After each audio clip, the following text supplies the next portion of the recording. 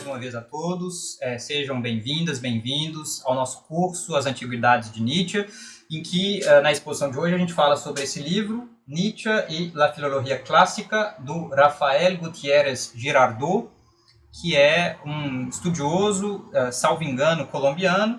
Publica esse livro em 1966, na imprensa argentina, então é de uma editora argentina. E eu resolvi propor essa apresentação porque é um livro bastante precoce, pensando aí numa leitura de conjunto da obra de Nietzsche na década de 60, com ênfase específica na sua formação em filologia clássica. Isso não era comum até então, embora o próprio autor mencione duas obras que são importantes para o seu próprio desenvolvimento, então a gente vai mencioná-las mais para frente, mas ele mesmo inaugura algo, sobretudo quando a gente pensa em termos de estudos na América Latina. Esse tipo de abordagem é de fato muito inovadora. Eu espero que vocês tenham a oportunidade de ler e valorizar esse material, porque ele de fato é muito interessante. O autor contextualiza isso que a gente chama de Altertumswissenschaft, que é então a ciência, né, Wissenschaft, da Altertum, da antiguidade, mencionando o contexto de fins do século XVIII, inícios do XIX. Sugere ali muito rapidamente o papel da teologia, que começa a ser substituído pelo Studia Humanitatis, né? Então por esses estudos das humanidades, já desde o final do medievo, início do Renascimento ali, tem pouco a pouco um movimento que a princípio foi integrado de leitura desse material antigo, tanto sacro quanto pagão, num esforço de teólogos e de filólogos, mas que pouco a pouco começa a ser tensionado. A gente poderia pensar em inúmeros lugares em que essas tensões são maiores, nos trabalhos do Lorenzo Valla, por exemplo, depois no Erasmo de Roterdã, eventualmente Lutero, que sendo teólogo, imbuído de certos valores de leitura próprios assim desse movimento de renascimento, acaba rompendo com a Igreja Católica. Então está ali no início, né, dos movimentos de fundação do protestantismo. Mas o que é interessante notar é que o autor aqui, Gutiérrez Girardot, vai dizer que o Nietzsche, de alguma forma, está pensando nesse contexto mais geral, em que uma preocupação com o ser humano, então uma preocupação antropológica, em fins do século XVIII, inícios do XIX, começa a desempenhar o papel que até então tinha sido desempenhado pela teologia, em termos de organização do cosmo, organização do que significa ser humano dentro de uma determinada ordem, e, sobretudo, como entender esse homem dentro da sua condição de vida agora moderna.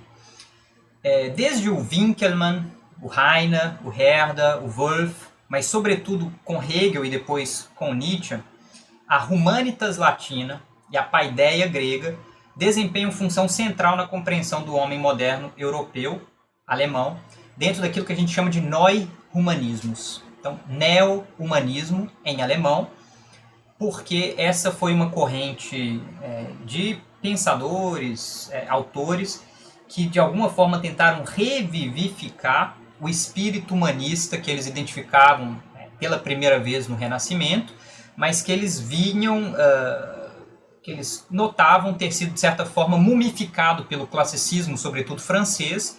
Então, o Winckelmann, o Lessing, tá? Outros nomes aí germânicos de fins do século XVIII, meados do XVIII, fins do XVIII, começam a questionar o classicismo francês com as suas regras de boa conduta, com as suas regras de boa razão, numa leitura que resgata dos gregos antigos, sem passar necessariamente tanto pelos latinos, né, então pelos romanos, um novo ideal do que significa ser humano.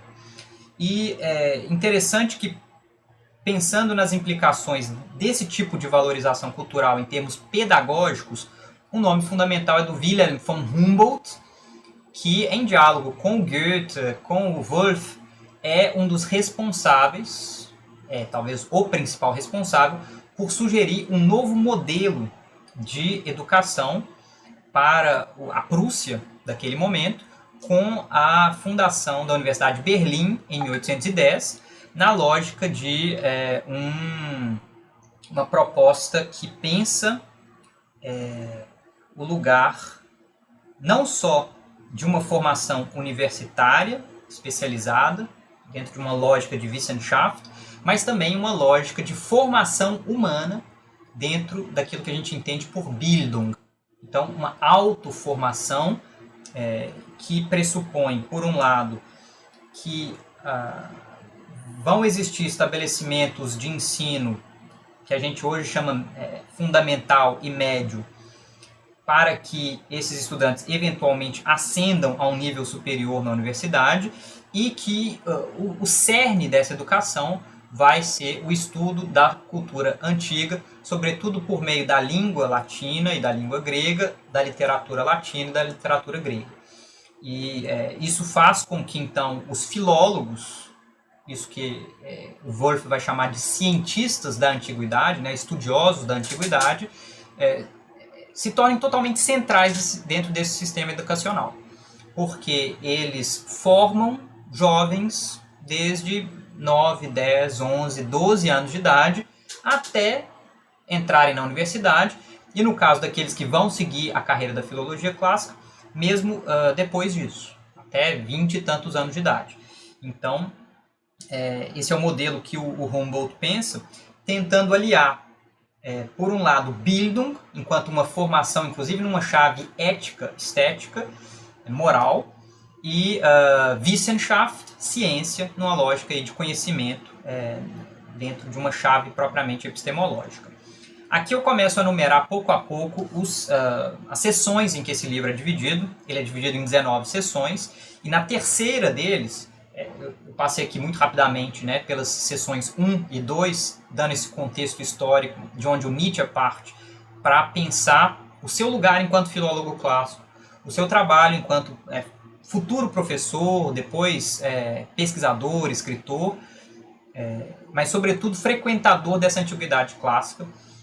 Esse é o contexto básico que a gente tem que ter em vista ao longo de todo esse semestre que formos debater sobre as antiguidades de Nietzsche. Mas na terceira sessão ele vai falar de Schulpforta, que é o nome dessa escola, né, de final do fundamental e o médio que o Nietzsche frequenta, então o equivalente ao Gymnasium, né, um estudo ginasial aí, do Nietzsche. E ele vai mencionar como esse jovem Nietzsche se vê frequentemente dividido entre os impulsos para a poesia, para aquilo que a gente pode entender como uma manifestação mais subjetiva, digamos, do seu caráter, daqueles que são os seus interesses, e, por outro lado, impulsos para a ciência, para essa vocação para a Wissenschaft, né, de uma ordem mais propriamente objetiva. E o autor sugere que essa antinomia não era tanto do próprio Nietzsche, embora a gente detecte esse tipo de tensão ao longo de toda a obra dele, né? A subjetividade, a expressão poética, por oposição à objetividade, a expressão científica, mas o autor sugere que isso é próprio do sistema proposto por Wolff e Humboldt, esse sistema que eu tentei muito rapidamente esquematizar para vocês aqui há pouco. E lendo a correspondência do Nietzsche, o estudioso vai propor que esse caminho em que o jovem Nietzsche, frequentador da poesia, da música, enquanto diletante, vai abrindo mão dessa manifestação subjetiva em prol de uma vocação para a ciência, enquanto filólogo mais objetivo, é entendida por ele mesmo enquanto privação. Mas nessas passagens eu entendo que o Gutierrez Girardot, o autor, ele exagera um bocado ao dizer que o Wolff, o Friedrich August Wolff, rechaça a explicação estética ou poética dos textos. A posição de Wolff é muito mais ambivalente que isso. Por e-mail eu mandei para vocês alguns textos em que eu tenho artigos mostrando textualmente como Wolff não prescinde de uma educação estética, não prescinde da ideia de que frequentar esses gregos antigos deve servir como um ideal de comportamento para o presente. Tá? Ele não abre mão disso, ao contrário do que a leitura do Gutierrez Girardot pode sugerir. Aqui a gente entra na quarta sessão do texto em que ele vai falar sobre a influência científica da filologia de Ritschl. Ritschl foi professor, uma espécie de orientador até de Nietzsche, durante alguns anos na universidade. O Nietzsche segue o Ritschl, inclusive, quando ele muda de universidade. E o autor diz aí o seguinte: para el científico Ritschl, la crítica del texto fue la piedra de toque de la filología. Lo que para las ciencias naturales es el experimento, fue para la filología clásica la crítica del texto. Y así no fue solo el talento y la finura de la inteligencia de Nietzsche lo que desde el principio apreció Ritschl en su discípulo, sino el hecho de que crítica textual había sido el camino por el que Nietzsche había intentado penetrar en la filología clásica con su memoria de bachillerato de Teógnide de Megarensis de 1864. Então vejam, esse Ritschl é muito conhecido na história da filologia como um defensor de uma abordagem bastante filológica, bastante voltada para o estudo dos textos, ainda que com apoio na dimensão material ali dos objetos, né, arqueologia, numismáticas, moedas. A ênfase para o Ritschl era o cuidado com os textos, a crítica textual, então debate sobre gramática. E o jovem Nietzsche ali, entre 16 até 20 e poucos anos, trabalhou muito nesse sentido. Tem trabalhos publicados em periódicos acadêmicos ali por volta dos 18, 19 anos, e deu a entender que era uma forte promessa desse aspecto no campo da filologia clássica mais estrita. No âmbito dessa sessão ainda, então, enquanto está falando ali dessa união entre o Ritschl, professor, e o jovem Nietzsche, o autor minimiza a influência de Schopenhauer e Wagner sobre Nietzsche. O trecho é relativamente longo, mas vale a pena ser lido, porque é muito comum a gente ouvir, até com certo exagero, essa ideia de que Nietzsche, enquanto jovem filólogo, ficou muito profundamente perturbado por Wagner e pelo encontro com a filosofia schopenhaueriana, a ponto de publicar uma obra muito imatura, como O Nascimento da Tragédia, em que o excesso de schopenhauerianismo, o excesso de wagnerismo, teria um pouco perturbado as suas ideias. O autor então diz aí: En Nietzsche tuvieron Schopenhauer y Wagner el papel de incitadores de una tendencia de su pensamiento. Fueron pues instrumentos. De Schopenhauer se sirvió para esbozar con los conceptos de voluntad y de fenómeno su concepción de la tragedia griega. Pero el pesimismo, del que se supone que proviene el contenido interpretativo, fue más bien el resultado de su trabajo con los textos, de manera que es posible afirmar que Nietzsche pensó el pesimismo de Schopenhauer a partir de los griegos y no al contrario. Então vejam, isso é muito interessante.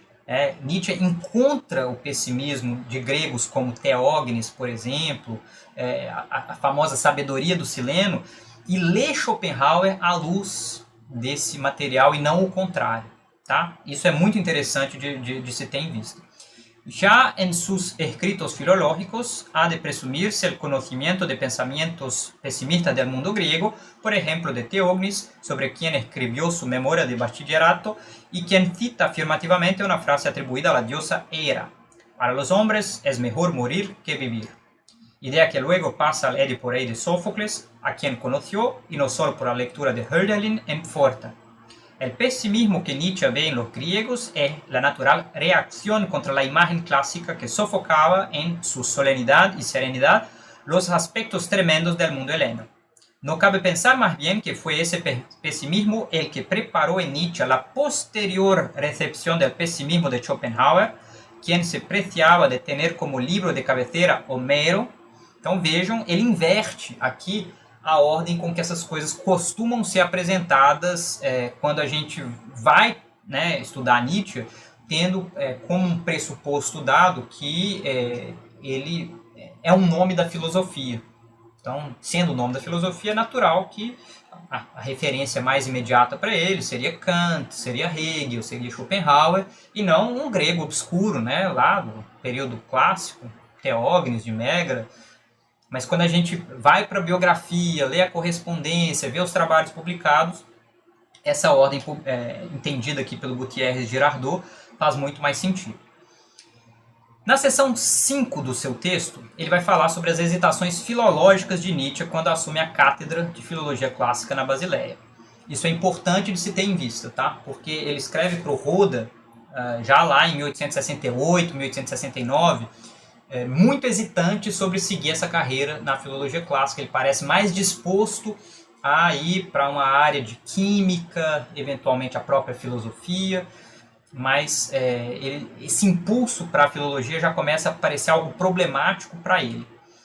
E a questão é colocada frequentemente em termos vitalistas. Isto é, como é que esse campo da filologia clássica pode servir de algum meio para a vida?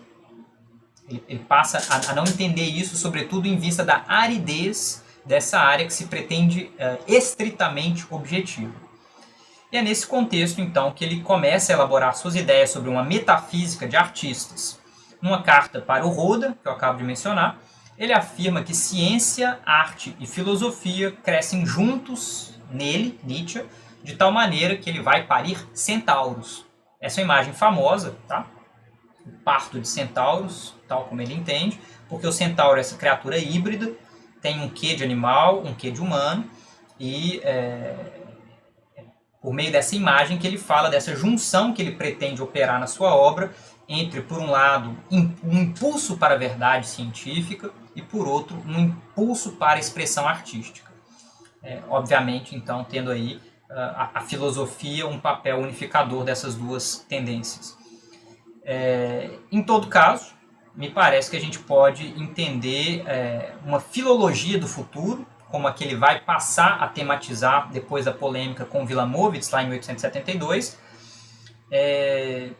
por trás de proposições que eventualmente são até contraditórias ou paradoxais, com base no que eu tenho tentado, de forma meio tateante, entender como um drama filosófico que se opera na escrita de Nietzsche. Ou uma filosofia dramática que se opera ao longo da publicação dos seus livros, dos seus textos. Pelo que eu tenho visto, a Sarah Kaufmann sugere algo nesse sentido. Eu ainda estou entrando em contato com parte dessa bibliografia, mas o Potter, James Porter, que participou lá do nosso evento As Antiguidades de Nietzsche, ele é um dos que defende, a meu ver, com muita razão, que Nietzsche não abdica da ideia de usar paradoxos, usar contradições de forma produtiva. Mas esses paradoxos, eles nunca são só um paradoxo, digamos, involuntário. Eles não se resumem a isso. Eles frequentemente promovem visões diferentes que entram em conflito, e é esse conflito que tem algo de produtivo para um pensamento em movimento. Tá? Então, essa ideia de tentar pensar uma filosofia dramática ou um drama filosófico ao longo dos escritos é algo que eu vou tentar desenvolver de alguma forma, mas isso não está dado aqui nesse livro, não. Tá? É só que ele chama atenção ali para as contradições de algumas formulações dessa época, e eu acho que a gente precisa entendê-las nessa chave. Se quiserem exemplo, a gente pode pensar uma certa idealização dos gregos antigos. Isso não vem junto com a ideia de que eles deveriam ser modelos a serem seguidos por nós, na mesma chave em que o humanismo entendeu isso. Buscar a ideia de bem como Sócrates buscou lá nos diálogos de Platão, ou defender uma ideia de belo estético na chave defendida, por exemplo, no Fedro, ou no Banquete. Não é nessa chave. Então, como entender esse papel ideal, modelar da antiguidade, que não necessariamente é algo a ser aplicado tal qual no presente? Porque isso vem junto da constatação frequentemente de um aspecto horroroso da antiguidade, de um aspecto monstruoso, no limite de uma certa crueldade, e Nietzsche, de certa forma, opera com essas diferentes visões do passado. Ambas têm suas razões de ser, podem ser defendidas com base em textos, em fontes diferentes, mas ele opera justamente conflitos. E é esse conflito, é esse drama que faz com que o pensamento vivo opere, inclusive de forma diferente para cada leitor. Tá? Porque aí vai depender do processo de identificação de cada um com essas imagens, com o conflito que nasce entre elas, etc. Na sexta sessão, o autor vai então entender aí esse diletantismo de Nietzsche no campo da filosofia e da música, dizendo que apesar de ser um diletante com algum talento nessas áreas, é em vão que ele tenta reivindicar a cátedra de filosofia, lá por volta de 1871. Ele já está um pouco reclamando das tarefas pedagógicas como filólogo, o excesso de carga de pedagógica mesmo, didática pedagógica, e ele, quando vaga a cátedra de filosofia, ele pede para mudar, e o seu pedido não é atendido, né? Eu não vou ler essa citação aqui não, depois, se vocês quiserem, vocês podem lê-la. É basicamente sobre isso.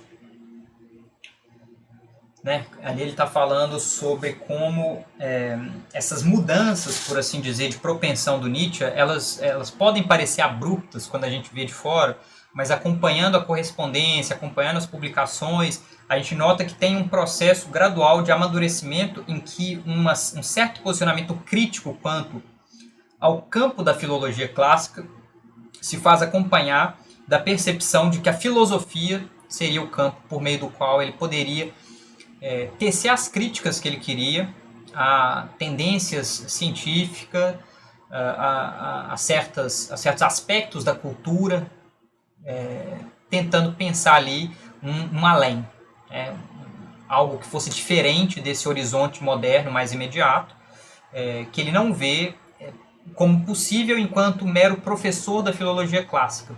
Ele começa a se dar conta de que esses professores eles são operadores dentro de um sistema, mas que não podem propriamente questionar esse sistema. Eu senti algo muito parecido com essa percepção durante o início de um curso de Direito. Enquanto alguém que estudou lá Direito até o 4º período, eu percebia que é possível, no âmbito desse curso, ser um operador do direito, mas é muito difícil ser um questionador desse sistema. E, bem, eu acabei largando, felizmente, para mim, mas é muito bom que pessoas que acreditem ser possível questionar esse sistema por dentro permaneçam na área, né? Porque o sistema já é complicado bastante com essas pessoas resistindo por dentro. Então é isso, né? Mas no caso do Nietzsche ele também acaba largando pouco a pouco, e o que o autor sugere de forma muito instigante é que se a gente acompanha as epístolas, né, então a correspondência de Nietzsche, a gente percebe que essa ânsia que ele sente por uma outra área, que é a filosofia, aparece fundada no fato de que as dissonâncias detectadas por seu pensamento, então ali entre tendências modernas, científicas, por oposição àquelas mais humanistas, né, de uma espécie de idealização do passado e por aí vai, só poderiam ser compreendidas a partir dessa área, a filosofia, ainda que com um recuo capaz de apontar as ilusões metafísicas e certa promiscuidade teológica com que a filosofia alemã desde Kant se apropriou de uma parte da filosofia grega, em especial da tradição platônico-aristotélica, em detrimento da dimensão trágica da filosofia pré-platônica, em especial Heráclito.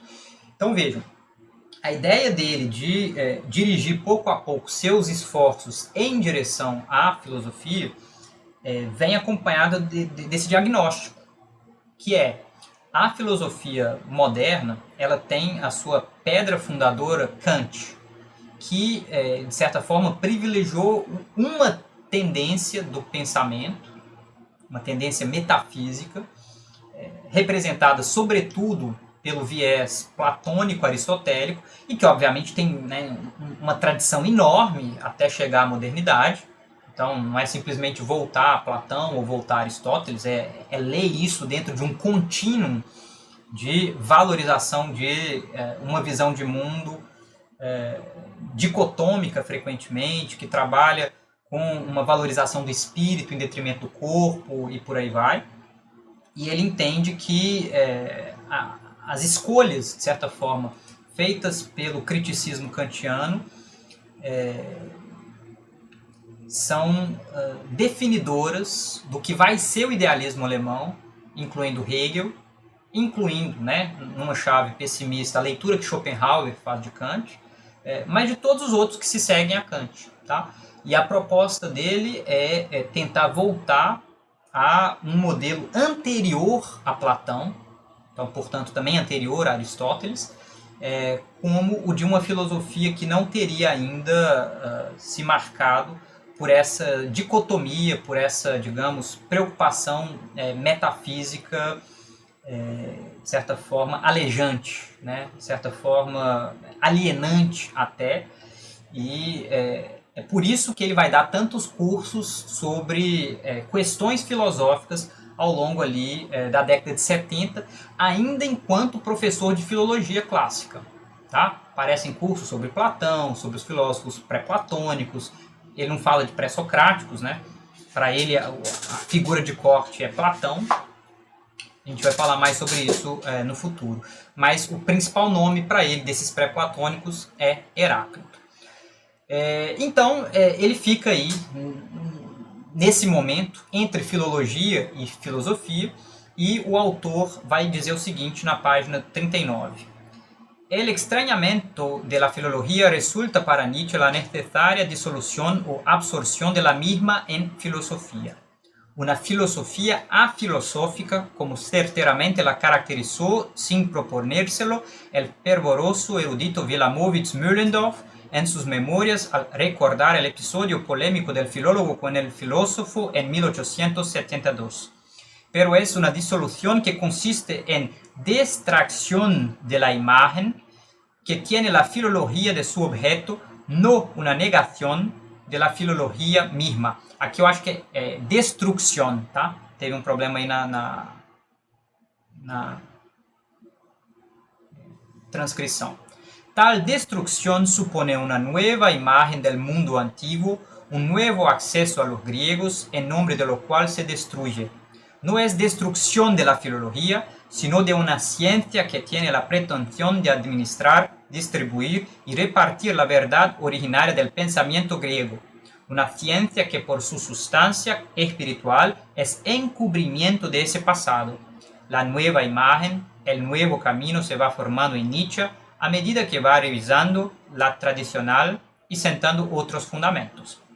Então vejam, esse movimento de questionamento da filologia clássica é de certa forma, tentar se voltar contra uma tradição que privilegiou uma, vamos chamar, tradição platônico, aristotélica, depois dentro das escolas helenísticas, estoicismo em certa medida, e que obviamente vai ter toda uma consequência ali dentro do pensamento propriamente cristão, porque na leitura que o Nietzsche faz desse material, isso foi feito como recalcamento de uma outra tradição, ou de outras possíveis tradições de pensamento, que não operariam com os mesmos pressupostos.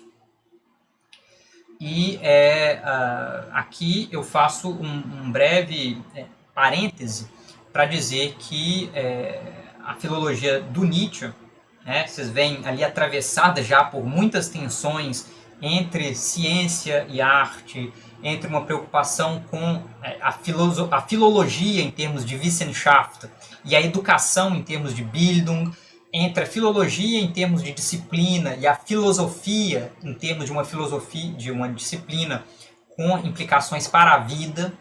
Então, tentando pensar assim, em que medida aquilo que se estuda, aquilo que se conhece, aquilo que se busca enquanto verdade, pode ter, de alguma forma, sentido para a vida.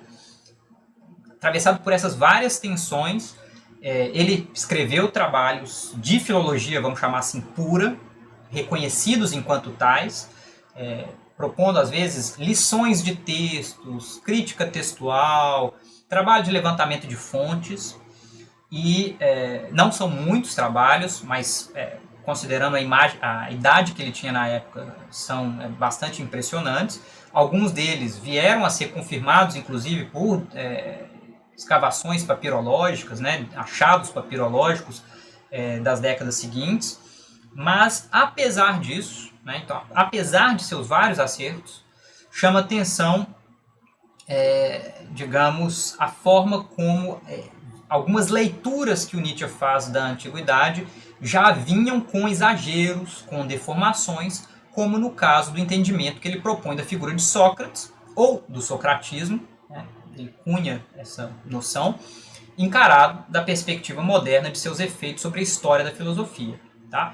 Então, ele, enquanto um filólogo atuando ali na área, ele, de certa forma, já incorpora certas visões que são totalmente inaceitáveis para quem está trabalhando com pressupostos filológicos básicos. Né? Então, por exemplo, para citar um exemplo que o próprio Gutierre Girardot dá, que é Eurípides como representante do socratismo na tragédia. Isso aparece lá em O Nascimento da Tragédia. Isso é, obviamente, um anacronismo fundamental, né? Assim, não tem como exatamente Eurípides ser um representante de uma tendência de pensamento inaugurada por Sócrates, simplesmente pelo fato de que ele compõe antes, né, de sofrer propriamente uma influência, qualquer que seja ela, de contato com Sócrates e seu pensamento. Mas vejam que o que Nietzsche está propondo não é identificar uma relação de fontes e influências numa chave historicista, mas detectar tendências. E aí, bem, quando a gente for conversar sobre o Nascimento da Tragédia, a gente aborda isso de forma mais detida. O que me interessa aqui, né, com base no que está dizendo o Girardot, é dizer que esse tipo de deformação fez com que os trabalhos de Nietzsche no campo da filologia demorassem muito tempo para ter o seu devido reconhecimento.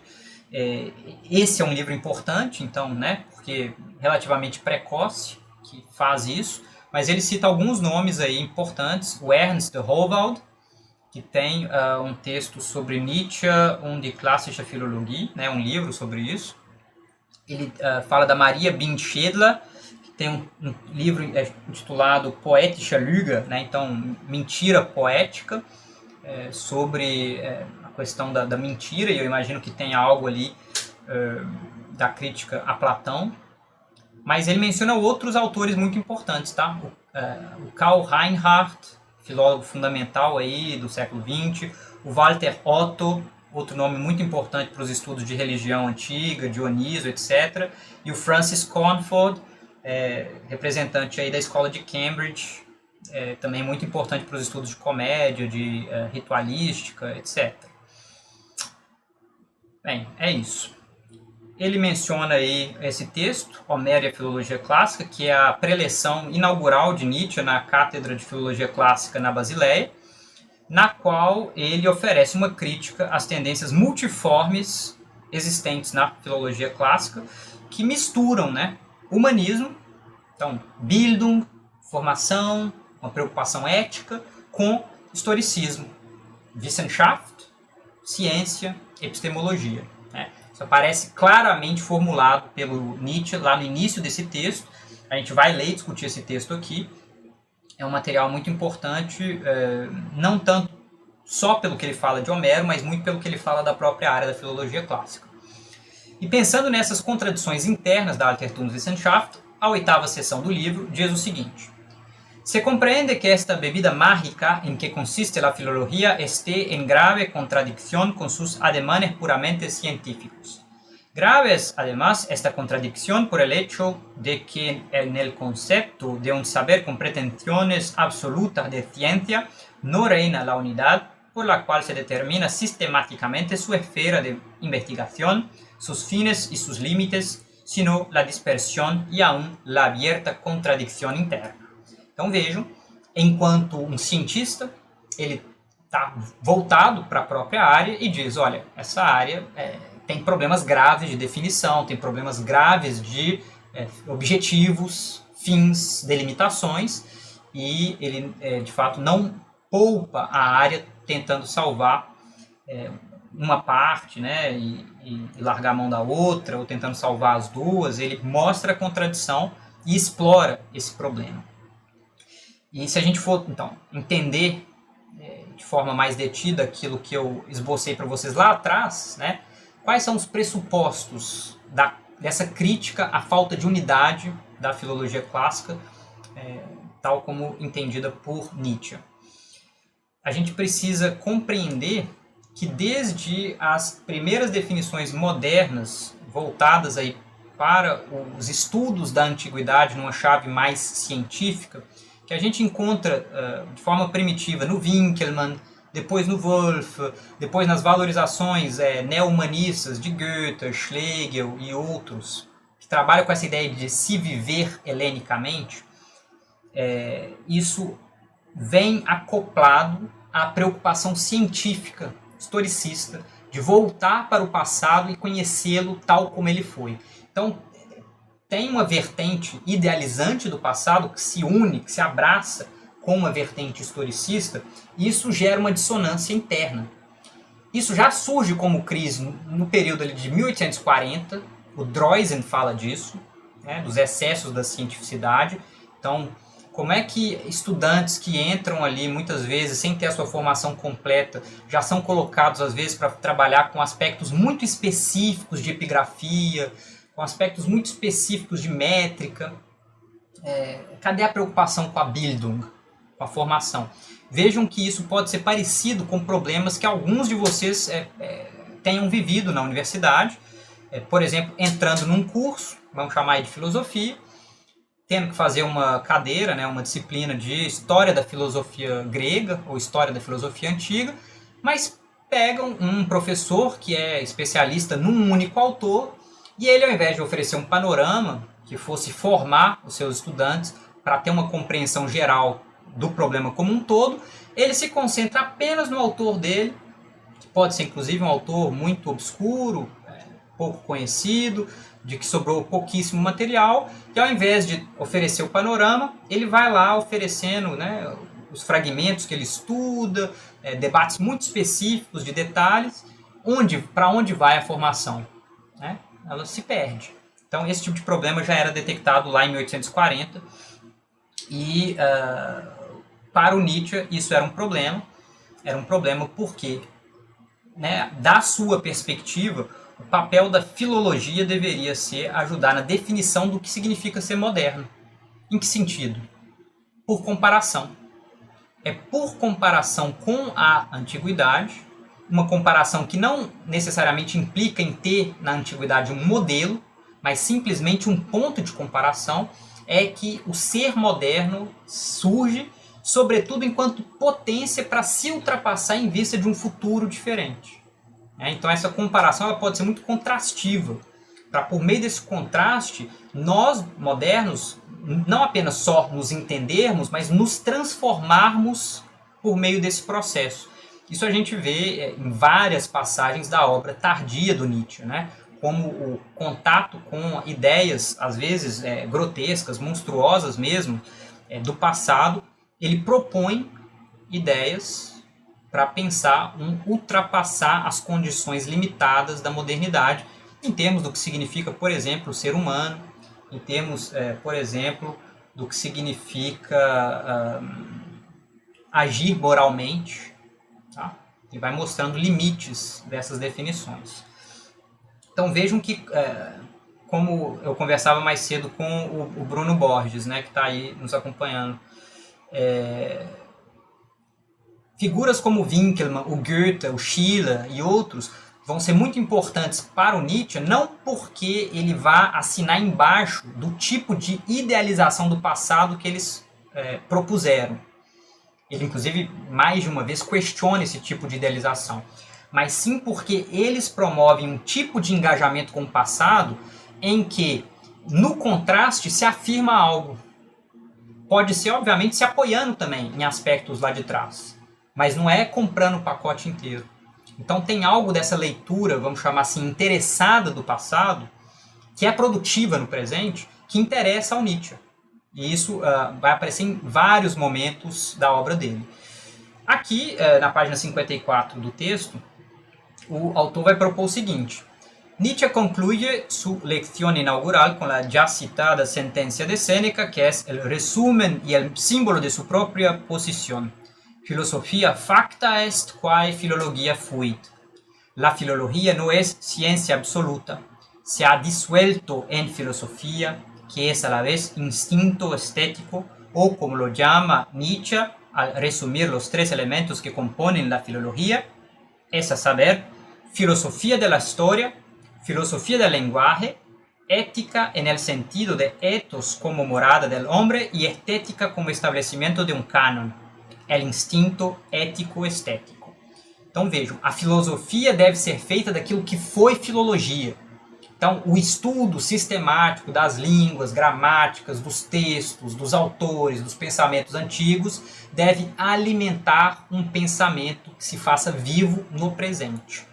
E é nesse sentido, então, que ele diz, né, o autor, que a filologia, então, se dissolve em filosofia, para esse Nietzsche ali da década de 1870, quando ele entende a filologia como uma filosofia da história, uma filosofia da linguagem, uma ética no sentido de ethos, como morada do homem, né, como aquilo que o homem habita enquanto hábito, e estética como estabelecimento de um cânone de referências que, nós vamos ver logo mais, não é propriamente no campo da arte enquanto artifício, pode envolver a natureza.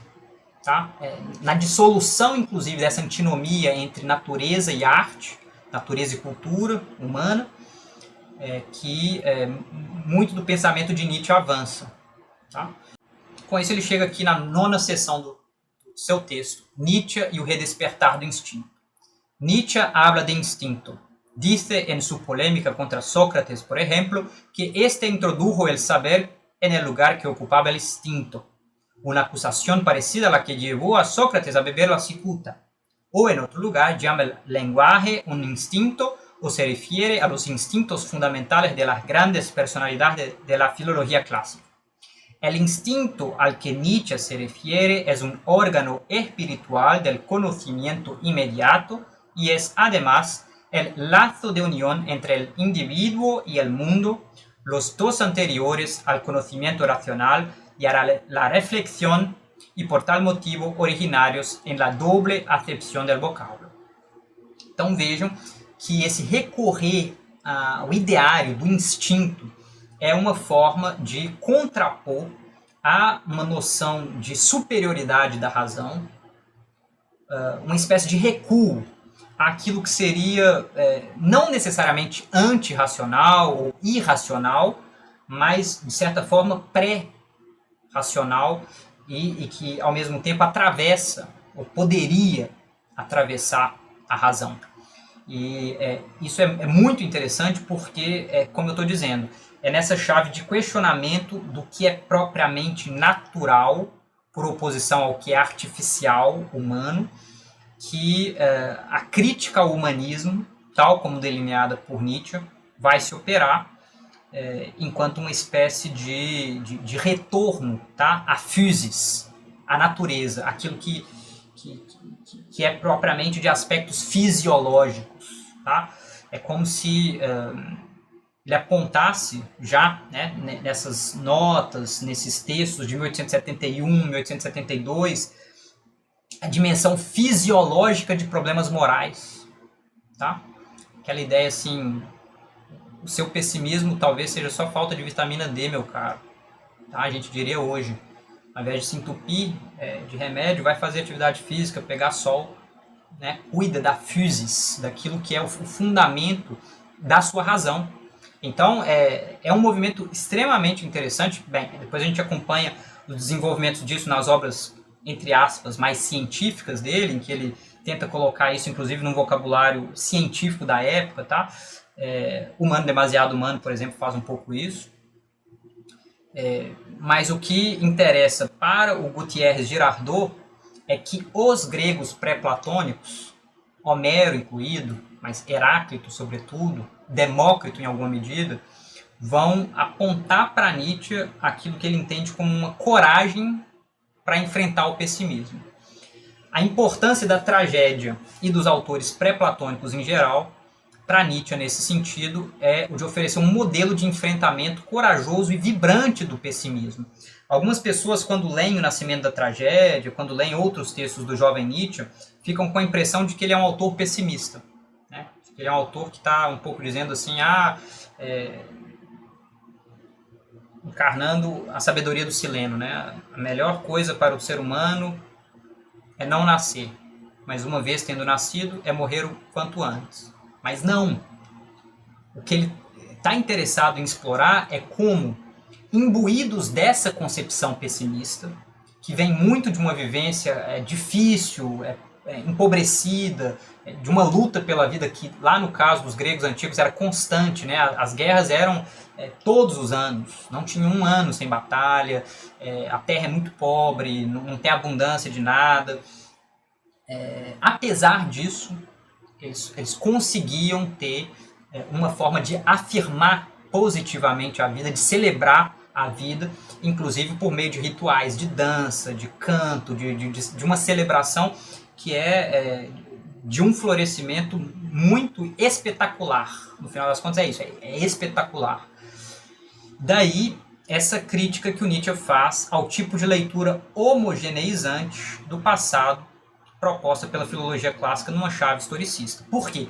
Ele está interessado em aspectos que sejam contribuições para a vida no presente. Ele não está interessado na nota de rodapé de um autor que escreveu X em vez de Y, mas sim de que forma entender X em vez de Y pode ajudar a compreender de que forma esse autor pensou o seu tempo, pensou a sua vida, e de que forma isso pode ser significante para nós. Então, uma das críticas, né, à filologia clássica proposta pelo Nietzsche é essa. A filologia clássica deixou de se preocupar com o mais importante, que é a nossa própria vida. Daí a ideia, né, de uma filologia do futuro. Essa é uma expressão que é cunhada a princípio pelo Wilamowitz Möhlendorff na polêmica que ele tem com Nietzsche por ocasião do lançamento do Nascimento da Tragédia, mas que o Nietzsche acaba encampando. Então ele pega esse termo, Zukunftsphilologie, filologia do futuro, e passa a entender essa filologia por vir como a arte de criar homens por vir, né? Os novos homens, uma humanidade vindoura.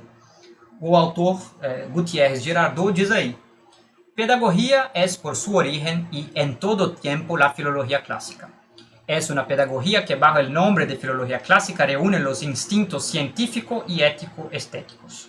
Para el preocupado con el problema de cómo se llega a ser maestro, para el crítico del hombre despedazado de la época contemporánea, para el instigador y incitador del instinto de la verdad, para el artista que ve la realidad bajo la óptica de la vida, la filología clásica no podía ser la ciencia de los eruditos sin visión creadora, sino el arte de crear hombres. El hombre nuevo no podía ser sino, en una palabra, pedagogía.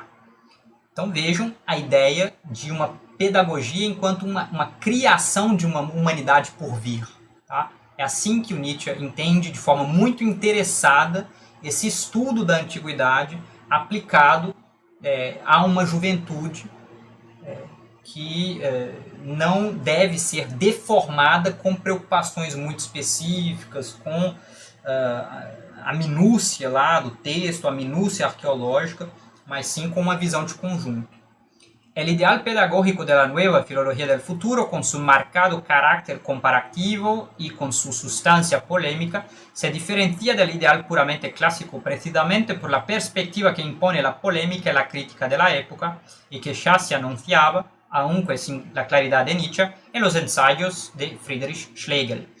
E aí vejam, aquilo que a gente viu no nosso último encontro, a partir da segunda consideração intempestiva, lá no prólogo, é exatamente isso. Tá? A ideia de que esse contato com a antiguidade permite uma vivência extemporânea que enfrenta o presente.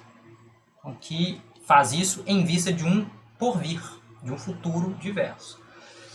E algo que o autor destaca com muita razão, me parece, é o lugar de Heráclito nessa concepção agônica do Nietzsche sobre cultura e formação. Né? A necessidade polêmica para produzir o novo dentro da área, mas também entendendo a cultura em termos mais amplos. Heráclito vai ser importante mesmo nos escritos tardios de Nietzsche, né? Ele aparece lá reconhecido em Et Homo, por exemplo, e na leitura que o professor João Evangelista Tude de Melo Neto faz, a gente vai ler esse livro dele aqui também.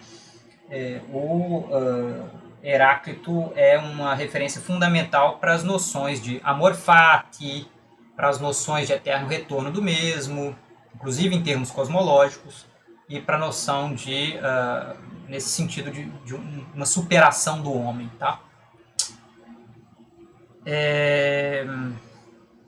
A dicotomia que o Nietzsche elabora lá em Nascimento da Tragédia, e a gente vai falar um pouco mais sobre isso no final da apresentação, explora essa ideia de uma oposição entre o apolíneo e o dionisíaco, e o autor vai sugerir que essa é uma elaboração da Grécia idealizada, de uma perspectiva humanista, cristã, encarnada de certa forma ali em Apolo, e de uma outra Grécia mais arcaica, né, então pré-platônica, no limite, poderíamos dizer até meio pré-homérica, de uma perspectiva mais fundamentalmente histórica, ou mesmo historicista, aberta a elementos não cristãos. Então, o autor aqui entende que Nietzsche mescla um pouco, né, essas duas leituras possíveis da Grécia, uma Grécia idealizada e uma Grécia cruel, uma Grécia que foi recalcada pela leitura. E aí vocês podem ter em mente o quê? O século XIX inglês, mas mesmo francês, alemão, lidava muito mal com certas dimensões da Grécia, né? Um certo despudor da nudez desbragada, das extravagâncias de linguagem de um Aristófanes, os excessos muitas vezes de palavrão, de palavra baixa, chula, de violência mesmo, de crueldade, sangue, tá? Isso tendia a não aparecer nas leituras. Nietzsche tenta revalorizar isso e dizer, peraí, tem uma tensão aqui. A tragédia não nasce necessariamente dessa oposição que se exclui, mas de uma oposição que se complementa, tá? Daí a ideia de uma harmonia dos contrários ao modo heraclítico, como inspiradora do que propõe Nietzsche mesmo no seu pensamento posterior. No capítulo 11, na seção 11 desse livro, ele vai falar dessa derrubada de um ideal clássico, pagão cristão, dizendo: la discusión de Nietzsche con la filología clásica es entonces el proyecto de una crítica más amplia y más profunda a la tradición europea que fundó la época moderna y que hizo posible en el hombre el nacimiento de la conciencia de sí como el punto de referencia de todo lo que es. Es pues la crítica a la sustancia ontoteológica de la cultura europea, entendido el vocablo ontoteología en su simple acepción nominal. Vejam que aqui ele faz uma leitura, digamos, heideggeriana do projeto de Nietzsche, no sentido de que o que estaria no fundo dessa crítica de Nietzsche é essa preocupação com o ente, com o ser enquanto permanência, numa chave pagã, então pré-cristã, nos escritos platônicos, aristotélicos, mesmo estoicos, lá com logos, estoico, mas sobretudo numa chave cristã, de como esse pensamento pagão anterior é recebido e uma ontologia se manifesta numa ontoteologia, isso é, dentro de um sistema que compreende o ser, aquilo que é próprio de uma permanência ontológica, fundamentado num Deus, na existência de um Deus, com todas as implicações morais, epistemológicas, estéticas, que podem ser depreendidas daí e que Nietzsche vai projetar, inclusive, por exemplo, na filosofia de Kant. Kant seria um grande representante dessa ontoteologia, fundada em Platão, Aristóteles, mas também em toda a tradição cristã que recebe esse arcabouço. Eu acho que não vai dar tempo de expor tudo, como eu tinha mais ou menos suspeitado. Eu vou terminar só a exposição dessa sessão e eu acho que aí a gente abre para algumas conversas, tá? Para algumas perguntas. Em todo caso, em contraposição a esse recalcamento, que a tradição ontoteológica de base platônico, aristotélica, cristã, vai fazer do que poderia ter sido um pensamento diverso, Nietzsche vai então reivindicar esse pensamento diverso, entendendo-o como um pensamento trágico, que a gente poderia até chamar, como ele viria a entender depois, de um dionisismo trágico. E o autor Gutiérrez Girardot propõe situar essa empreitada filosófica de Nietzsche face às respostas que Karl Marx e o Kierkegaard deram a Hegel. Tá? Ele já havia sugerido antes, né, lá na página 31, entender uma dimensão revolucionária do pensamento de Nietzsche, aproximando esse pensamento do de Marx, mas aí, e ele vai esboçar isso um pouco à frente, ele entende que Marx e Kierkegaard deram duas vias de resposta ao problema do homem, né, face à existência.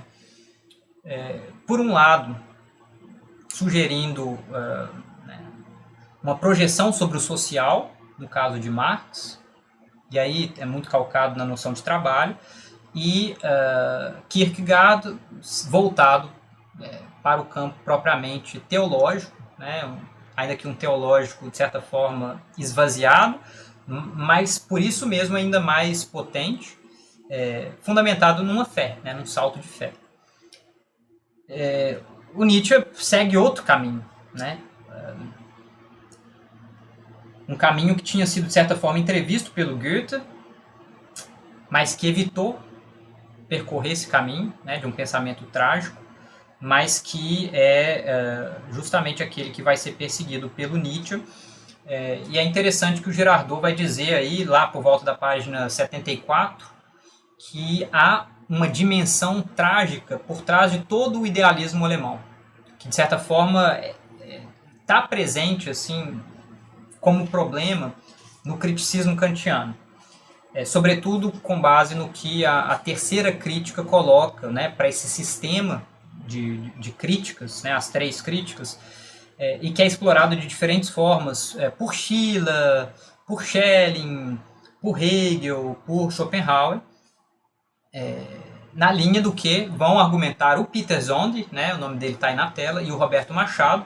Os dois têm textos sobre o trágico, né, eu acho que o nome do livro do Peter Zonde é Ensaio sobre o Trágico, e o do Roberto Machado é, talvez, Filosofia do Trágico, ou algo assim. Em todo caso, são duas referências interessantes para pensar esse trágico aí, não só nietzschiano, tá? Os dois vão falar de Nietzsche também, é uma espécie quase de ponto de chegada, mas de autores anteriores, inclusive o Hölderlin, né, no campo da poesia, são todos, digamos, pensadores que refletiram sobre esse problema inaugurado aí pela filosofia kantiana e, em diálogo com a antiguidade, tentaram compreender uma forma de pensar o ser humano ou mesmo o seu desenraizamento moderno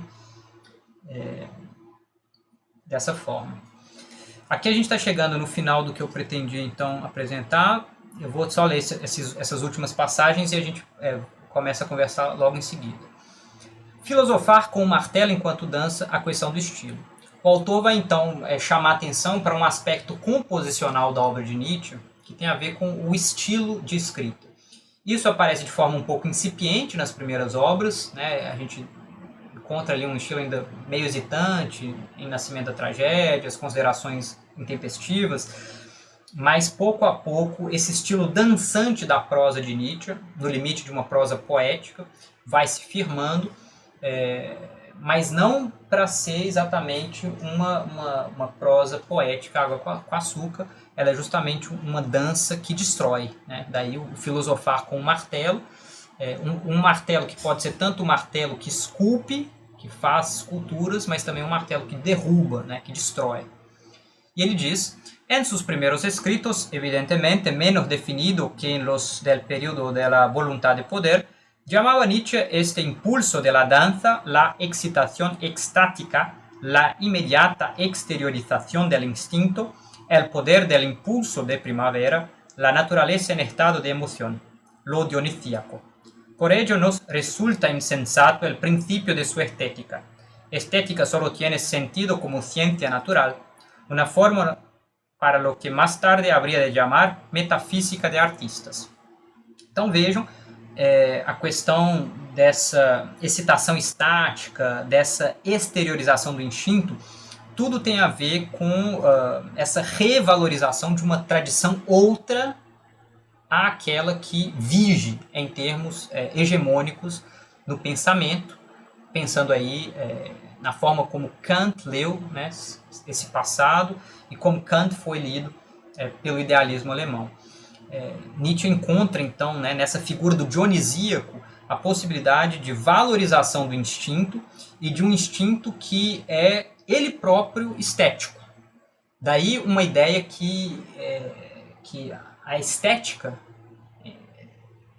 em chave nietzschiana, não se opõe à natureza. Não trabalha, portanto, com uma dicotomia entre cultura humana e natureza não humana. Ela propõe justamente que um instinto fisiológico seja capaz de encontrar sua manifestação dentro, obviamente, de um determinado quadro de atuação do pensamento, de atuação do artista, e fazer isso dentro de uma chave, digamos, propriamente afinada com a sua própria natureza. Isso exige, sem dúvida, um movimento de conhecimento, mas no limite um movimento de desconhecimento, né, de desconstrução de um conhecimento inculcado, e aí por isso esse movimento de retorno que ele vai fazer, né, em termos inclusive de retorno a esses pré-platônicos. A terceira grande parte desse livro, então a que nós vamos nos dedicar no próximo encontro, vai se voltar, por exemplo, para Demócrito, para Heráclito. Vão aparecer com... Por quê? Porque são esses que, de certa forma, podem oferecer a Nietzsche um passo atrás dentro dessa tradição de conhecimento que precisa ser desconstruída para inaugurar um instinto que é a um só tempo fisiológico e estético. Tá? Por isso o autor vai dizer aí: se mal interpretaria a Nietzsche si se quisiera ver en semejante glorificación de lo natural la reacción irracionalista y anti-europea de los bárbaros civilizados.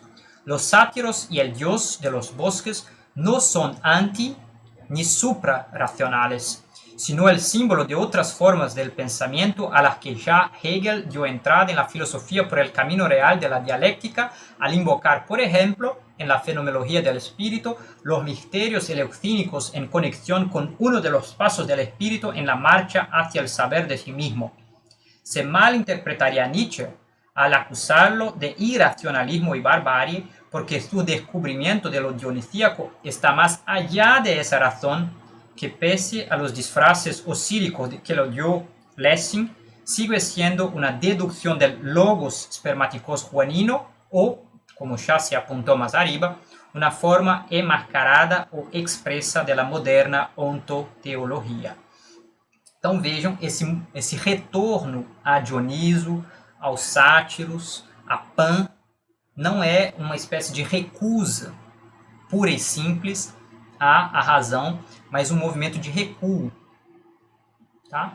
Então, nesse sentido, então, uma tentativa de encontrar uma potência que existiu para uma certa tradição, de fazer face à dimensão propriamente pessimista da existência, mas de encará-la e afirmar: vida é disputa, vida é agon, vida é polêmica, e é possível obter prazer, ser alegre nessa disputa. É possível fazer frente a esse movimento constante de conceitos, de valores, de pensamentos, e não constatar: que pena, perdemos, passou, já não é mais o que era, mas sim de vibrar com o novo que é, com o novo que surge.